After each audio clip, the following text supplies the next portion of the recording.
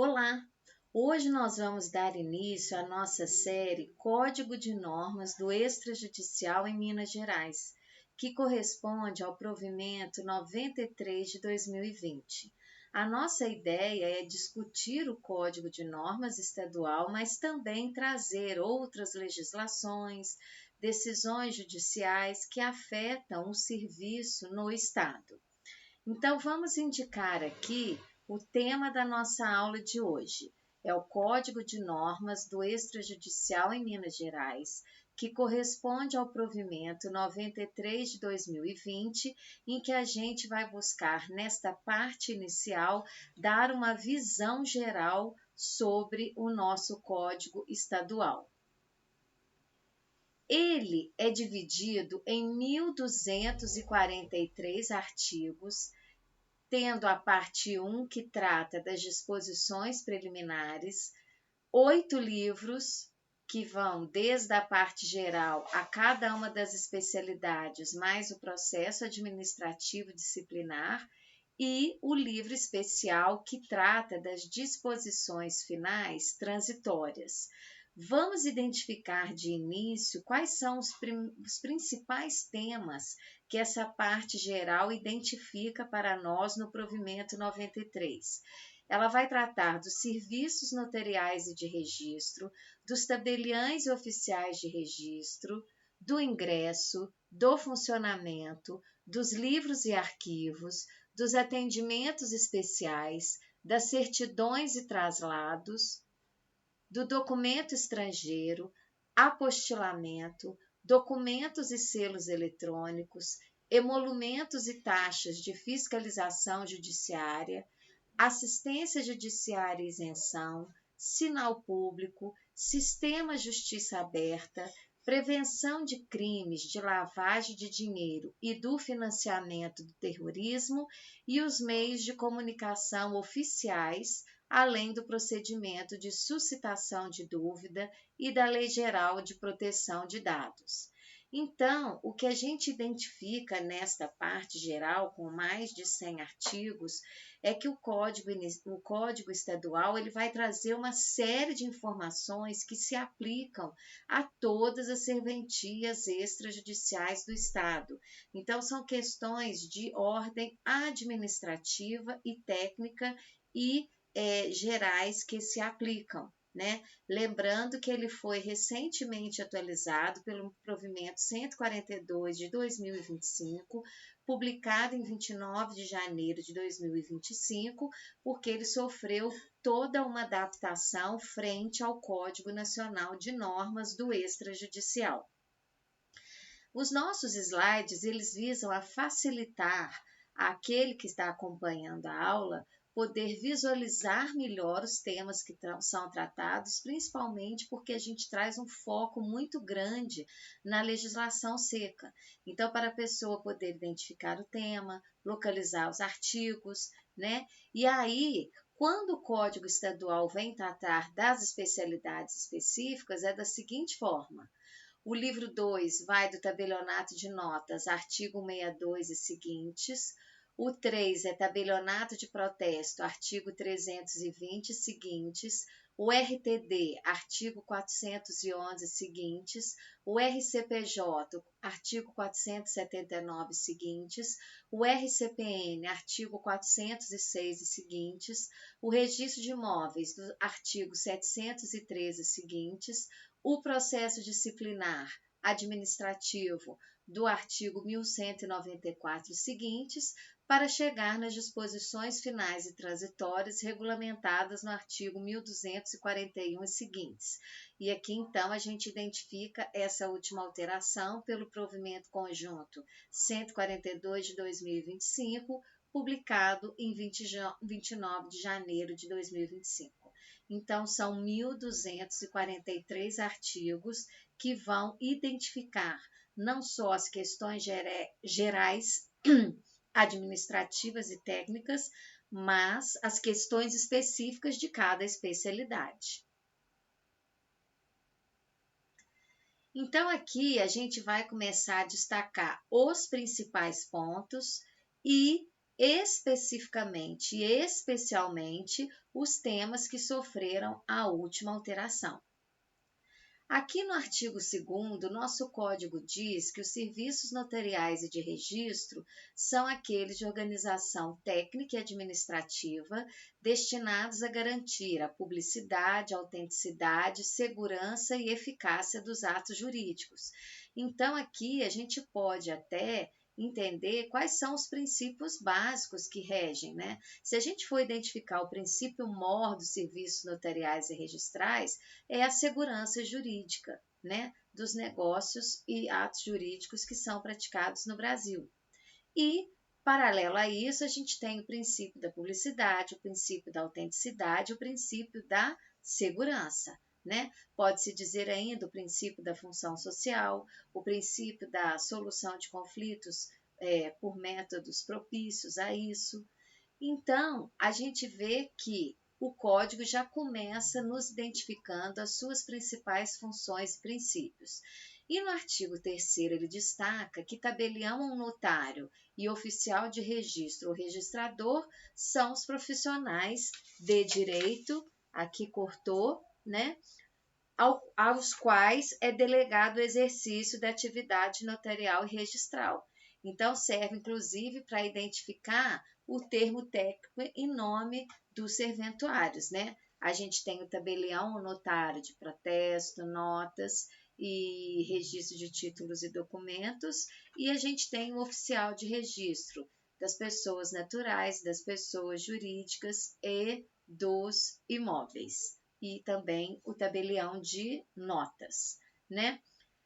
No capítulo das atribuições, o nosso código começa com o tabelião de notas, que vai formalizar as vontades e autenticar fatos, se a gente for trazer uma ideia central, né?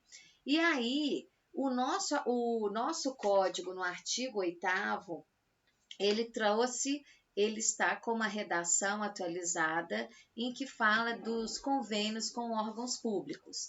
Então, nós vamos ler aqui o seguinte: aos tabeliães de notas compete com exclusividade lavrar escrituras e procurações públicas, lavrar testamentos públicos e aprovar os cerrados, lavrar atas notariais, reconhecer firmas e autenticar cópias.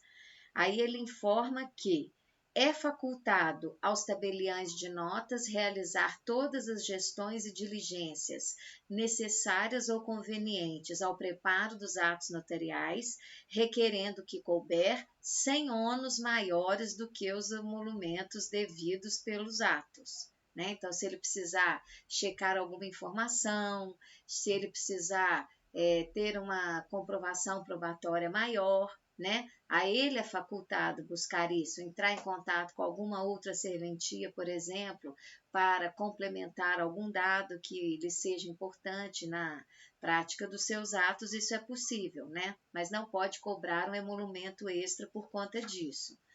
No parágrafo 2º, ele informa que os tabeliães de notas estão autorizados a prestar outros serviços remunerados na forma prevista em convênio com órgãos públicos, por exemplo, os departamentos de trânsito, né, quando há uma transferência veicular.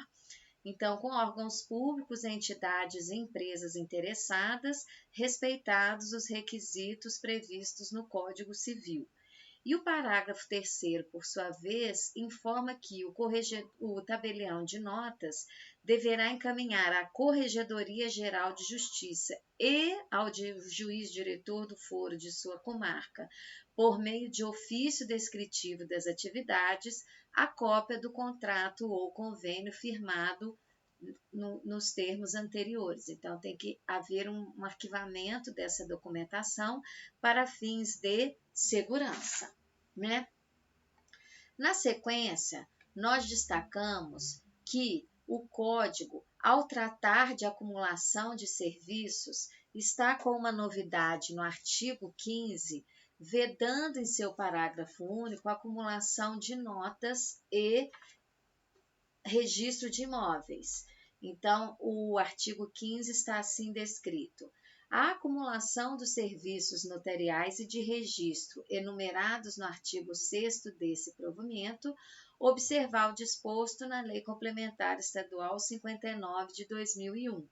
Em seu parágrafo único, está disposto que é vedada a acumulação dos serviços de nota e de registro de imóveis na mesma unidade do serviço notarial registral, até porque poderia haver, uma colidência de interesses, porque o registrador ele tem que verificar, por exemplo, se aquela uso capião extrajudicial, cujo procedimento foi todo preparado pelo tabelionato de notas, está ok para dar entrada no seu registro. Se é ele mesmo que prepara o uso capião para registrar, isso poderia dar uma colidência e conflito de interesses, A outra questão é que no artigo 18 e no 19, o nosso código vai identificar quais são os direitos e deveres. Então, o artigo 18 lista: são direitos dos tabeliães e oficiais de registro exercer a opção nos casos de desmembramento ou desdobramento da serventia e organizar as associações ou sindicatos de classe e deles participar. Com relação aos deveres, o 19 elenca o seguinte: manter em ordem os livros e papéis, atender as partes com eficiência, urbanidade e presteza, atender prioritariamente os documentos para a defesa das pessoas de direito público em juízo, manter em arquivo leis, resoluções, as legislações, portarias e avisos para acesso, proceder de forma digna perante a função, guardar sigilo todas as documentações, dados e informações, afixar em local visível as tabelas de emolumentos, observar os emolumentos definidos na lei, dar recibo, observar os prazos, fiscalizar o recolhimento de eventuais impostos, facilitar o acesso por todos à documentação, encaminhar ao juiz de direito com jurisdição nos registros públicos as dúvidas levantadas, observar as normas técnicas estabelecidas pela corregedoria e também pelo juiz diretor do foro, admitir pagamentos dos emolumentos, custas e despesas por meio eletrônico a critério do usuário, inclusive mediante parcelamento. Então, são 15 deveres expressamente identificados no nosso Código Estadual. Com relação à incapacidade eventual de algum tabelião, o artigo 19 vai identificar a necessidade de se fazer uma perícia técnica.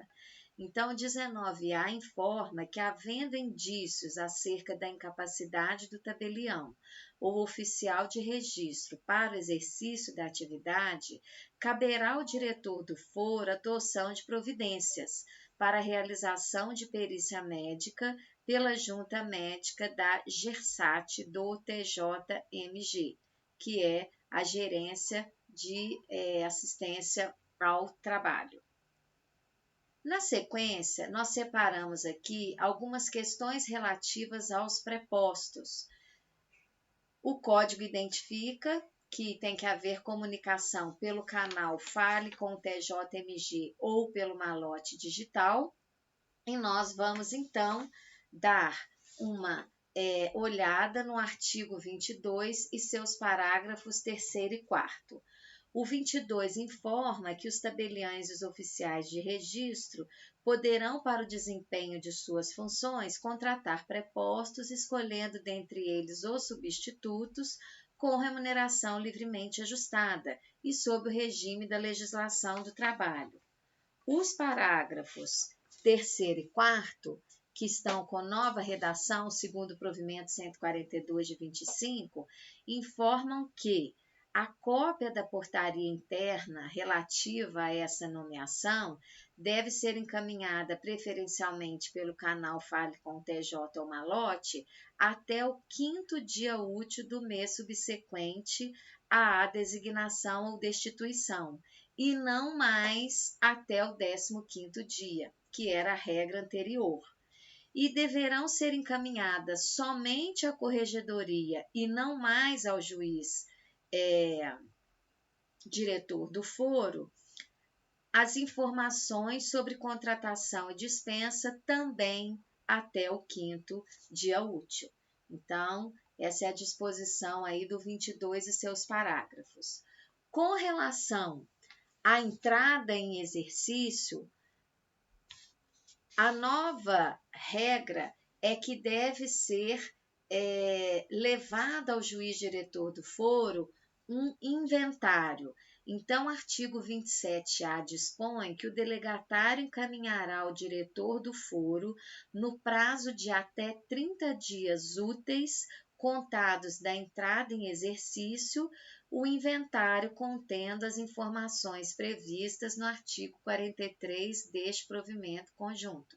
Então, o serventuário, ele é investido na atividade, aí ele tem o prazo para entrar em exercício. E aí, a partir daí, 30 dias úteis depois, ele tem que apresentar um inventário com todos os documentos, todos os livros que ele recebeu após a transição, né? Ou durante a transição. Houve uma revogação do artigo 28, que tratava da carteira de identidade funcional, o que, de uma certa forma, é uma pena, porque a categoria não tem um documento de identidade próprio específico, o que seria muito interessante, né? Na sequência, nós vamos identificar o artigo 33. O artigo 33, ele vai tratar da vacância da atividade. E aí, nós até copiamos como está o 33.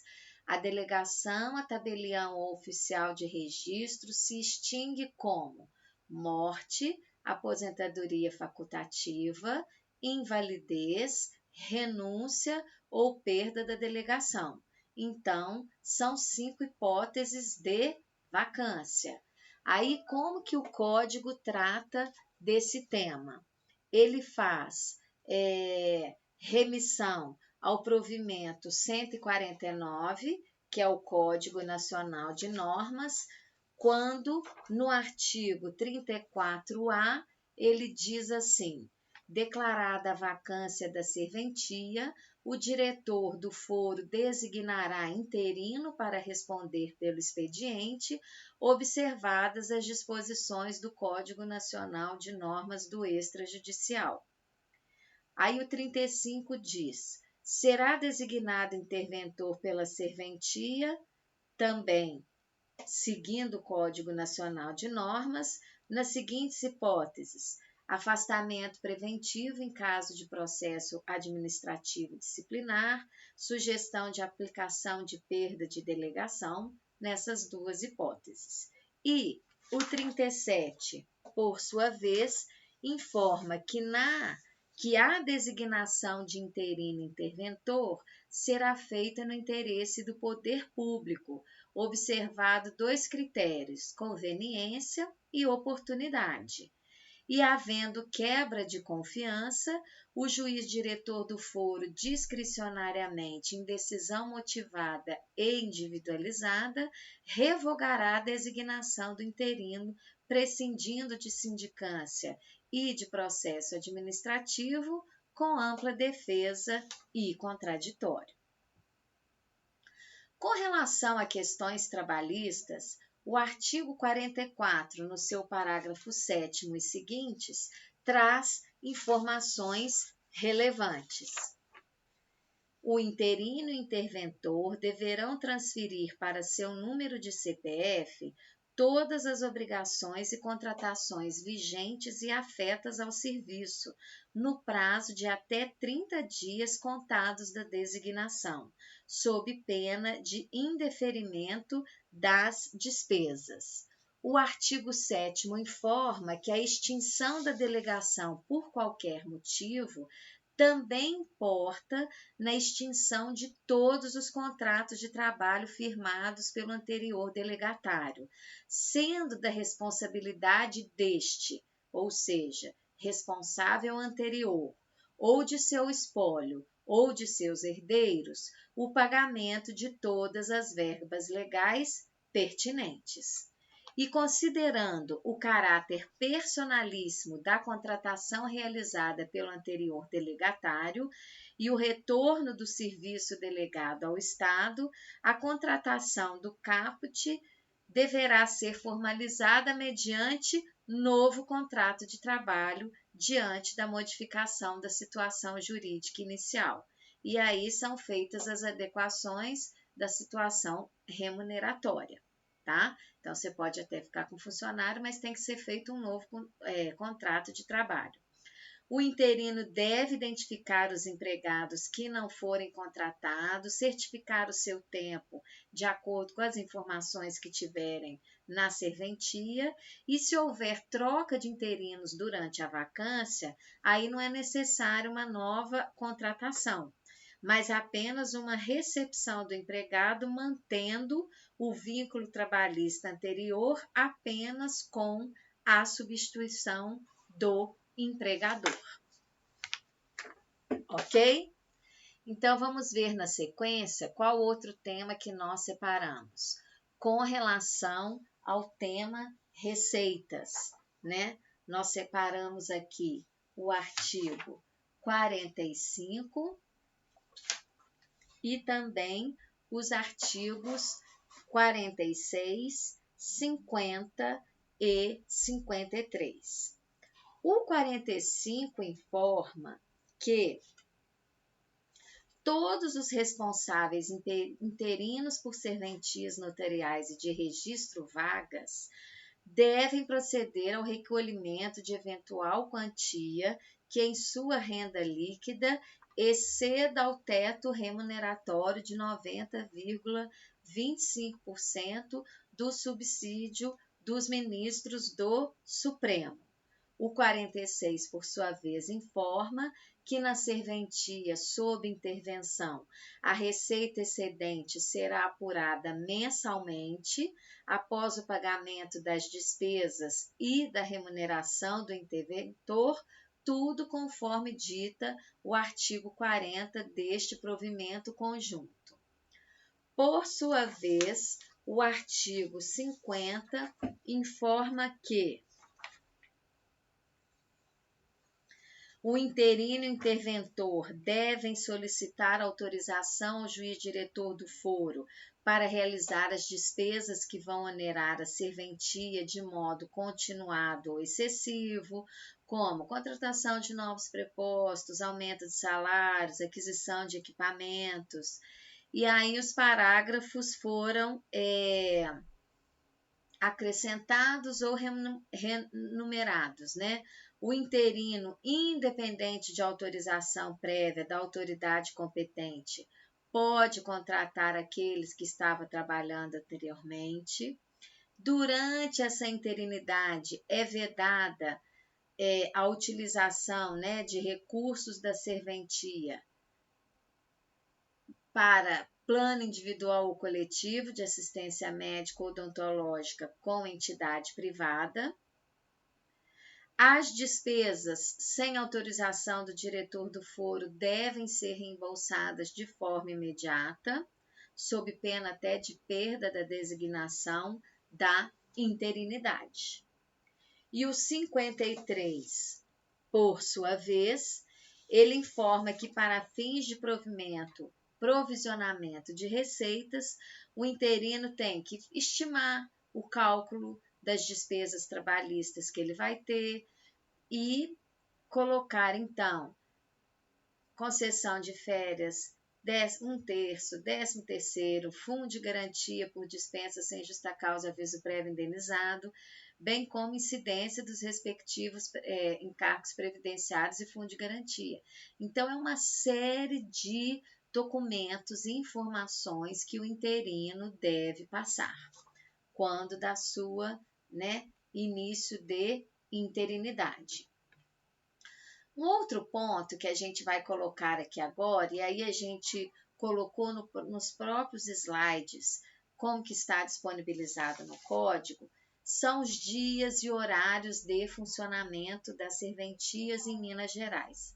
Vamos examinar esse ponto a partir do artigo 66. Os tabelionatos de notas e os ofícios de registro civil das pessoas naturais, de registro de títulos e documentos, de registro civil das pessoas jurídicas e de registro de imóveis, prestarão atendimento ao público de no mínimo 7 horas diárias, sendo obrigatório o funcionamento de 9 às 12 e das 13 às 17. Então, olha que interessante que neste artigo não está incluído o tabelionato de protestos que tem regra própria. O 66 continua.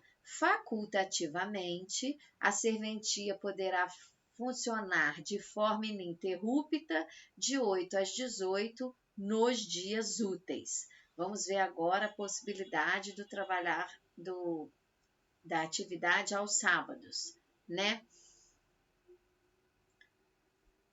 Nos municípios sede de comarca e nos distritos de Belo Horizonte, o sistema de plantão é pelo RCPN de 9 às 12, devendo o oficial plantonista fixar em local visível na parte externa o número de telefone para o contato no horário posterior, que seria de 13 às 17 para situações urgentes.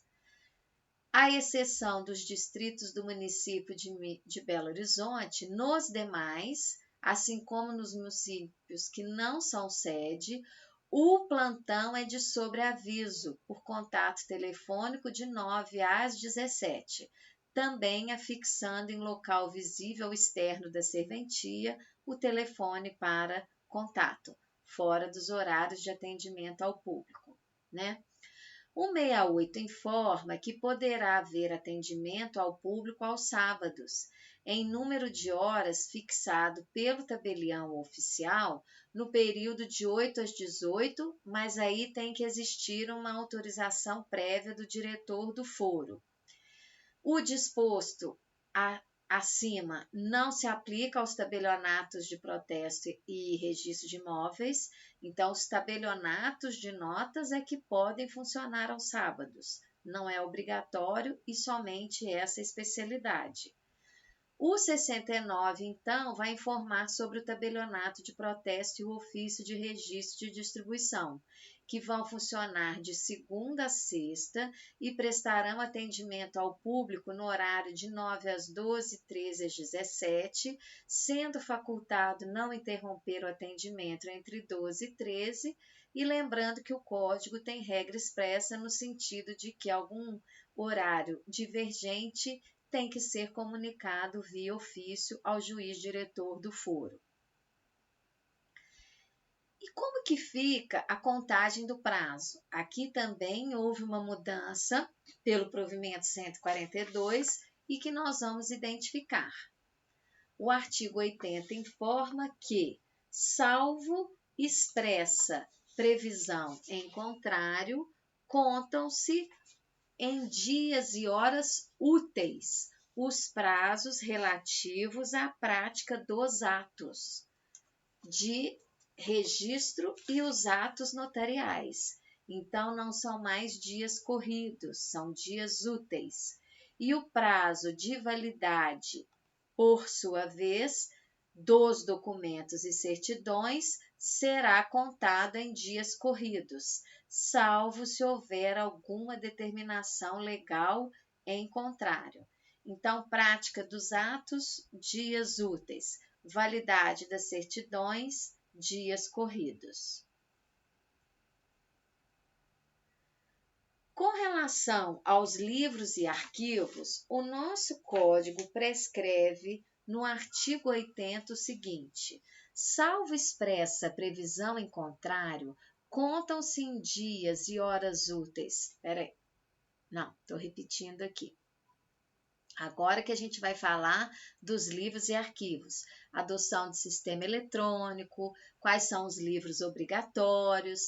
Então, o 86 diz que, adotado o sistema de escrituração eletrônico ou de registro eletrônico, a serventia deverá obrigatoriamente adotar sistema de backup que será atualizado com periodicidade não superior a 24 horas e terá ao menos uma de suas cópias arquivada em local distinto da serventia, facultado o uso de servidores externos ou qualquer espécie de sistema de mídia eletrônica ou digital que contenha requisitos de segurança, o que na prática acontece em grande parte das comarcas mineiras. Sabemos que são 853 municípios no estado, é um estado que tem uma diferença socioeconômica muito grande, então realidades distintas, inclusive das serventias, mas o sistema eletrônico, ele cada vez mais é utilizado pelas serventias mineiras. O parágrafo 3º, ele é importante porque vem falar quais são os livros que podem ficar em registro eletrônico, destacando, por exemplo, que nos tabelionatos de protesto todos os livros estão admitidos como de sistema eletrônico exclusivo.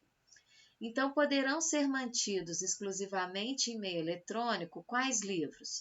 Protocolo, registro diário auxiliar de receita e despesa, editais de proclamas e depósito prévio.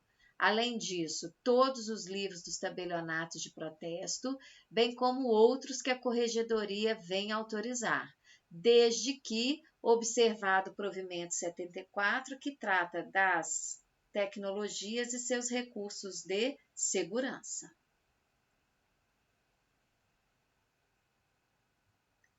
O 86 informa que os livros deverão ser escriturados eletronicamente, sendo vedada a partir de 1º de março do corrente a escrituração manual ou mecânica. Os livros manuscritos devem ser encerrados, então, até a véspera, a partir, foram encerrados, até a véspera, porque nós já estamos aqui no mês de março, quando gravamos essa aula, e excepcionalmente, as anotações e averbações poderão ser de forma manuscrita. Então, tudo bem, os livros agora são de escrituração eletrônica, mas eventualmente eu preciso averbar o cancelamento de um protesto num livro físico de 2 anos atrás, 5 anos atrás. Então, eu posso ir lá e fazer essa averbação de forma manual. O 92 informa que todos os serviços notariais e de registro possuirão os livros Visitas e Correições, Diário Auxiliar de Receita e Despesa e Controle de Depósito Prévio. Então, como o próprio nome diz, vai ter uma correição ordinária ou uma extraordinária, isso tem que ficar registrado no livro específico. O livro diário de auxiliar de receita e despesa, ele vai conter todas as receitas, todas as despesas, e o código tem artigos identificando cada uma dessas situações. E, por fim, o livro de depósito prévio nas situações em que isso ocorre, Por exemplo, nos tabelionatos de protesto em que vige hoje o sistema da postergação, é praticamente reduzida ou inexistente o registro nesse sentido, Só nas exceções legais. Aí, nós vamos chegar na parte geral do Código, a partir do artigo 111, em que o Código vai trazer para a gente regras de atendimentos especiais. Uma pessoa portadora de deficiência visual, uma pessoa portadora de alguma deficiência física, que tem alguma dificuldade ou restrição para acessar o serviço. Então, o Código informa que se algum comparecente ao ato não puder ou não souber escrever, outra pessoa capaz assinará por ele, a seu rogo, podendo assinar por mais de um comparecente, desde que nesse caso não sejam situações conflitantes, tá?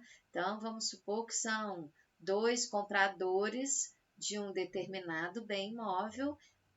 uma mesma pessoa vai poder assinar pelos dois, mas não poderia ser uma pelo comprador, a outra pelo vendedor, né? Havendo uma situação de haver conflito ali.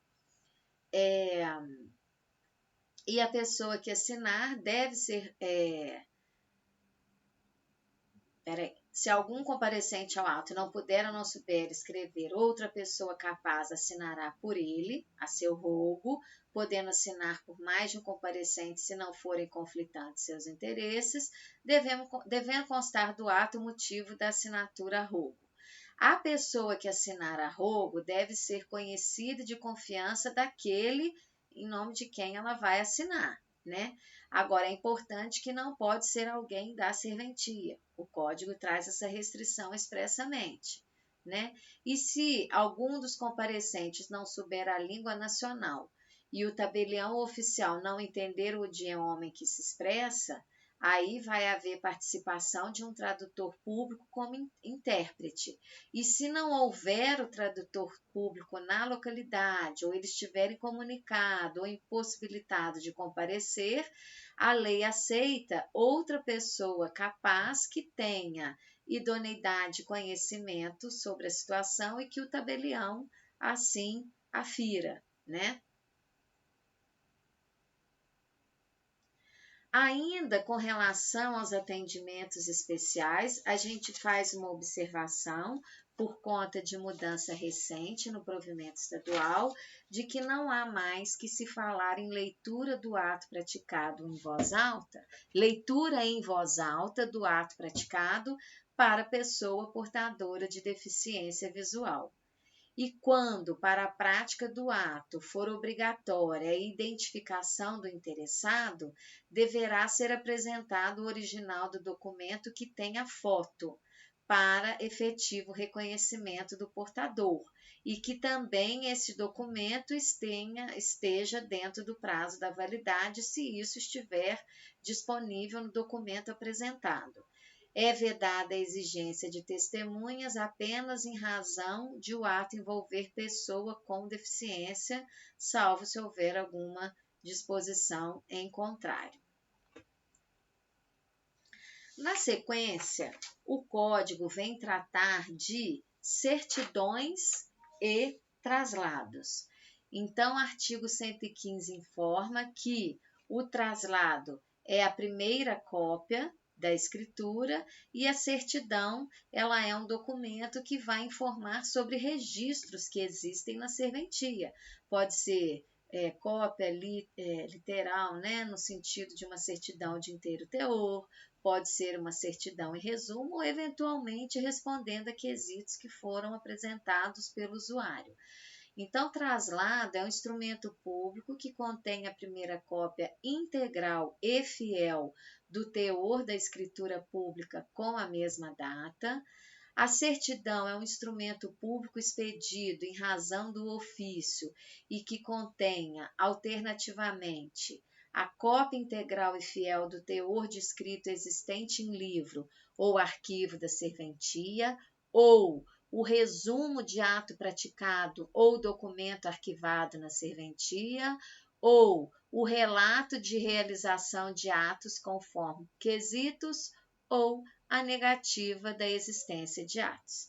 Então, a gente verifica também que, quando formos estudar cada uma das especialidades, vai haver identificação de quando tem que haver um requerimento expresso para essa certidão. Por exemplo, no tabelionato de protestos, a certidão negativa independe de requerimento, já a certidão positiva depende de requerimento escrito.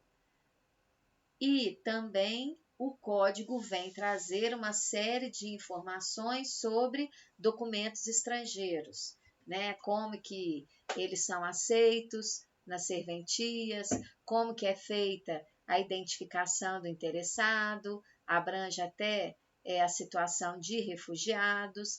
Então, vamos ver o que nós separamos aqui como destaques. No artigo 123, o Código informa que para produzirem efeitos em repartições da União, Estados, Distrito Federal, territórios e municípios, aí incluídas as serventias notariais e de registro, todos os documentos de procedência estrangeira têm que obedecer o quê? Legalização, tradução e registro no RTD. O 124 informa que o procedimento acima previsto não se aplica a instrumentos lavrados em embaixada ou consulado brasileiro no exterior e que os estrangeiros podem ser identificados pelo seu passaporte, pelo documento de identidade civil ou documento estrangeiro equivalente, quando admitidos em tratado, pela Carteira de Registro Nacional Migratório, CRNM, desde que ela contenha fotografia, ok? Então, aí, ó, o 124A com seus 3 incisos. Os parágrafos. Os estrangeiros poderão fazer prova de idade, estado civil e filiação, mediante cédula especial de identificação ou seu passaporte, desde que acompanhados de tradução.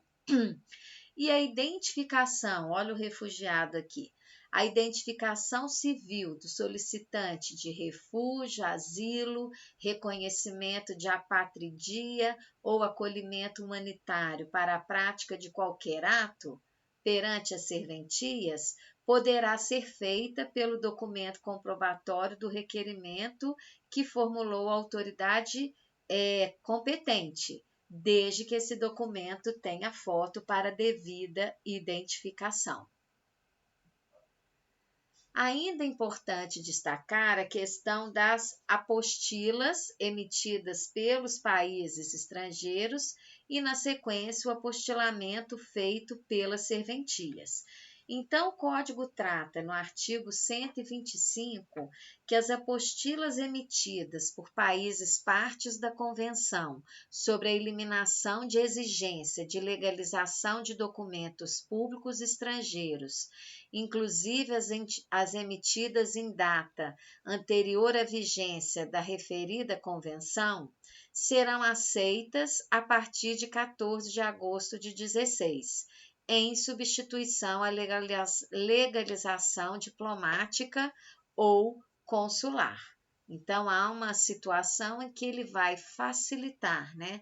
Aquelas apostilas que estiverem de acordo com a convenção, a partir de 16 foram aceitas, independente da legalização descrita anteriormente.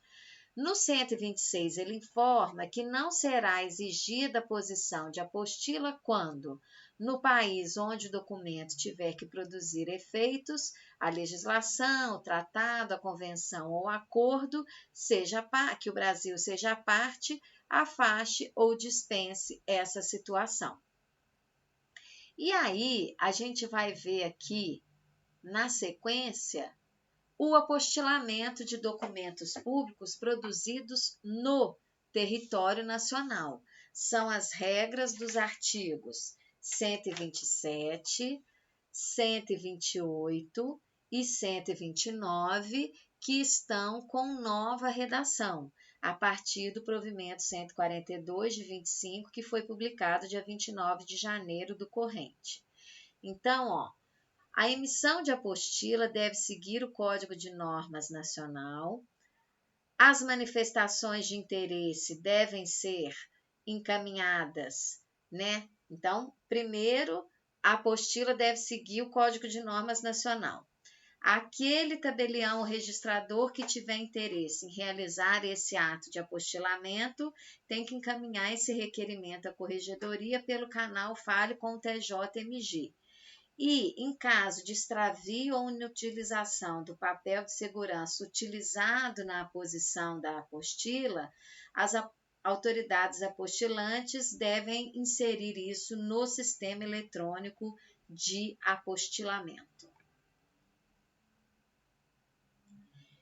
Aí, na sequência, a gente entra no outro tópico muito importante do nosso Código de Normas Estadual, que vai tratar dos documentos eletrônicos, né?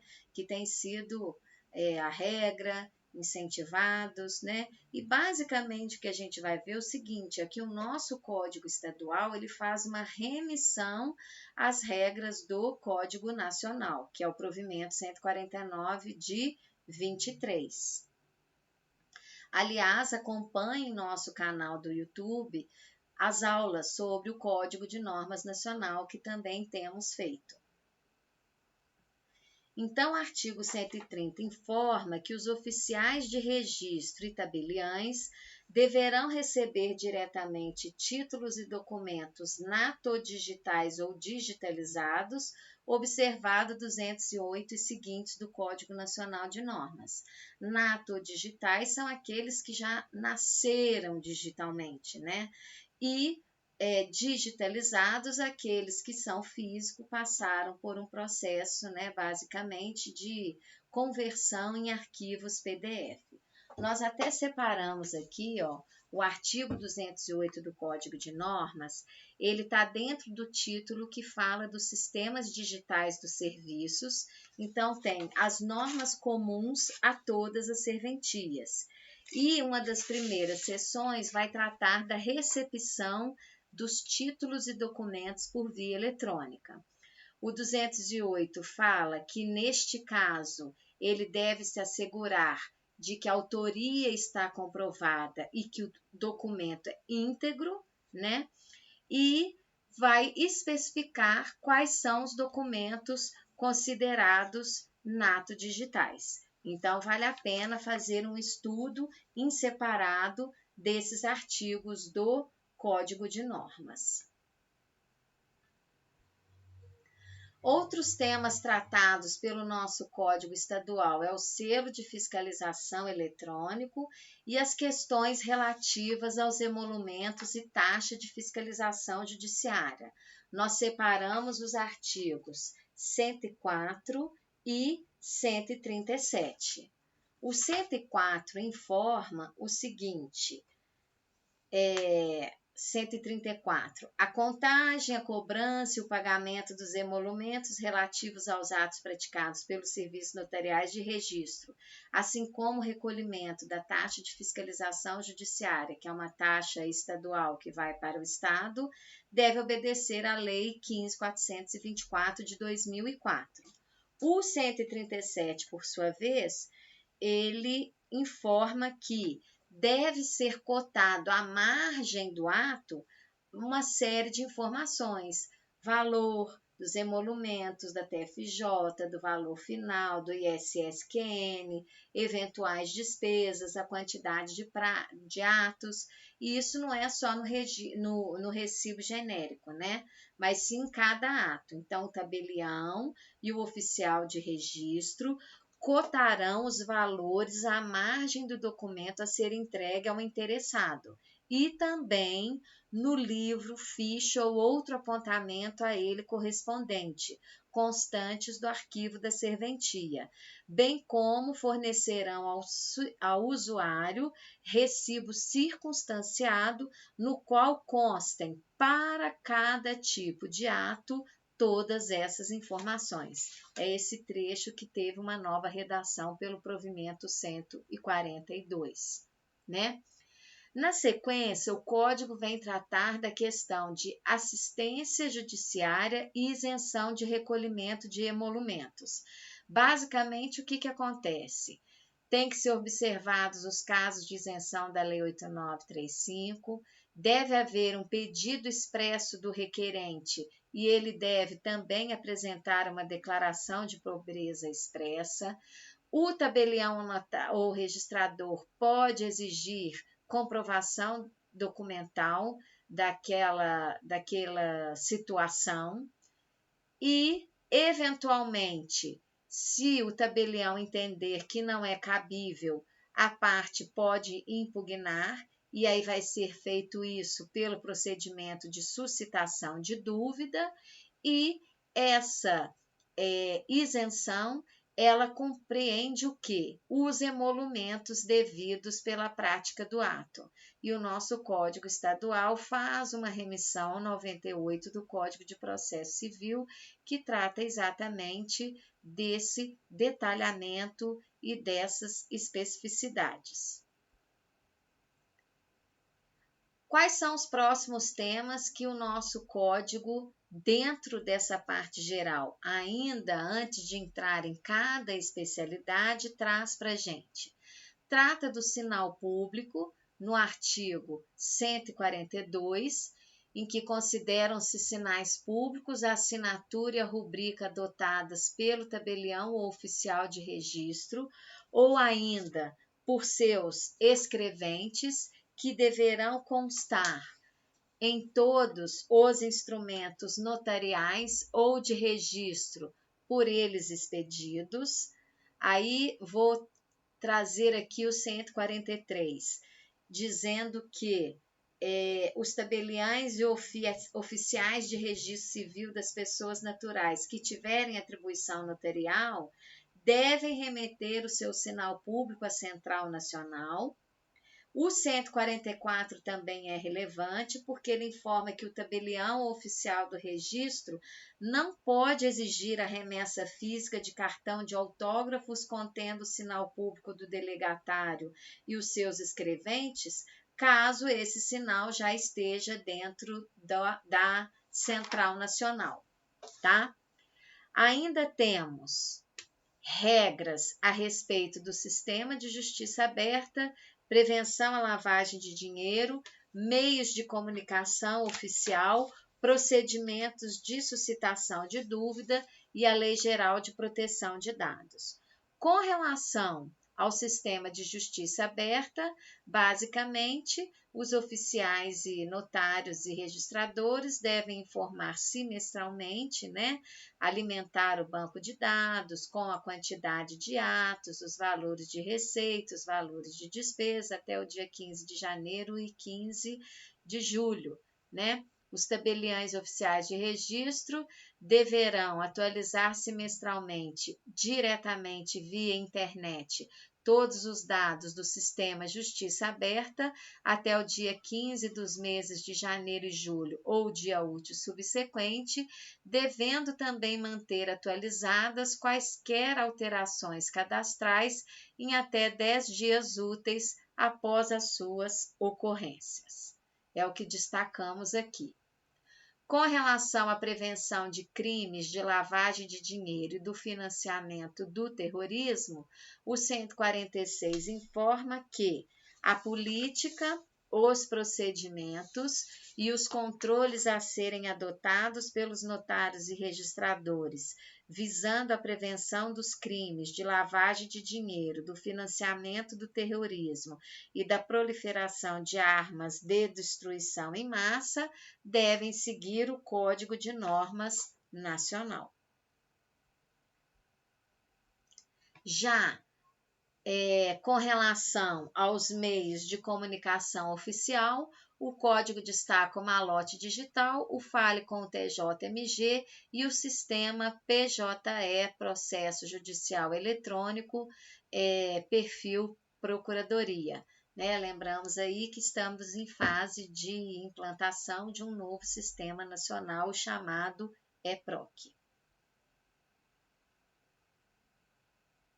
E com relação ao procedimento de suscitação de dúvida, nós destacamos o 150, O que 150 fala para a gente? Que se houver exigências a serem feitas, o tabelião ele vai indicar isso de forma escrita, tendo 10 dias a partir do protocolo para fazer isso. Só que o código identifica as exceções previstas na Lei 6.015. Existem prazos de 5 dias, prazos de até 30 dias. E como que é feito? A parte apresenta o requerimento e a impugnação se dá em até 15 dias, porque o tabelião vai dar ciência ao interessado da oposição da dúvida. Aí ele vai poder impugnar isso.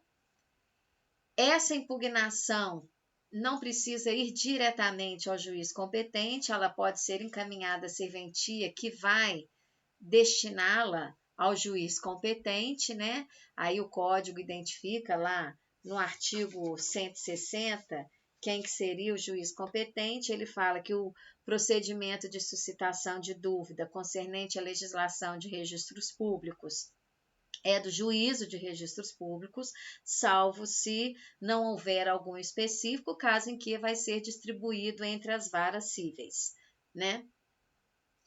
E o juiz pode exigir certas diligências, podem ocorrer. Se houver impugnação, o Ministério Público é chamado a se manifestar em 10 dias. Em 15 dias, a sentença, que tem natureza administrativa, ela é dada e é cabível um recurso de apelação, seja pelo requerente, pelo Ministério Público ou por um terceiro interessado, né? E aí vai chegar-se ao trânsito em julgado daquele procedimento de dúvida. Caso ele seja julgado procedente, os documentos vão ser devolvidos ao usuário e caso ele seja julgado improcedente, o tabelião ou o registrador deverá praticar o ato. Então, uma vez procedente, documentos voltam para a parte. Uma vez improcedente, ocorre a prática do ato pelo serventuário, né? E existe também a chamada dúvida reversa, quando ela é interposta pelo próprio interessado. E como que o nosso código regulamenta isso? O artigo 153 informa que, decorridos 15 dias do requerimento escrito para suscitação de dúvida, não sendo ela suscitada pelo tabelião ou oficial de registro, poderá ocorrer a suscitação diretamente pelo próprio interessado. É a chamada dúvida inversa, caso em que o juiz de direito competente dará ciência dos termos da dúvida ao tabelião ou oficial de registro para que anote no livro de protocolo e para que preste as informações que tiver no prazo de 15 dias.